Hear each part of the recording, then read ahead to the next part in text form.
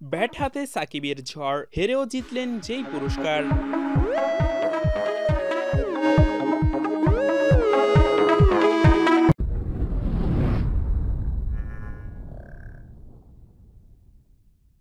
Record গড়ার হাতছানির সামনে নিয়ে মাঠে নামলেও সাকিব আল হাসান কিংস 11 পাঞ্জাবের বিপক্ষে কোনো উইকেট পাননি। বোলিংয়ে তার বিবর্ণ এই দিনে ঝড় তুলে দারুণ এক সেঞ্চুরি করেছেন ক্রিস গেইল। টস জিতে ব্যাট করতে নেমে গেইল ঝড়ে 3 উইকেটে 193 রান করেছে কিংস 11 পাঞ্জাব। রান তাড়ায় 4 উইকেটে 178 রান করে হায়দ্রাবাদ। টুর্নামেন্টে এটি তাদের প্রথম পরাজয়।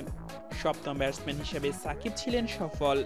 তিনি ক্রিজের আসার আগের সময় 20 বলে দরকার হায়দ্রাবাদের 61।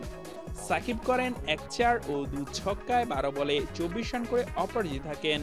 কিন্তু সাকিবের অপরাজিত বিধ্বংসী ইনিংস দলকে এনে দিতে পারেননি জয়। তবে হারের ব্যবধান কমিয়ে সম্মানজনক পরাজয়ের পিছনে সাকিবের অবদান ছিল।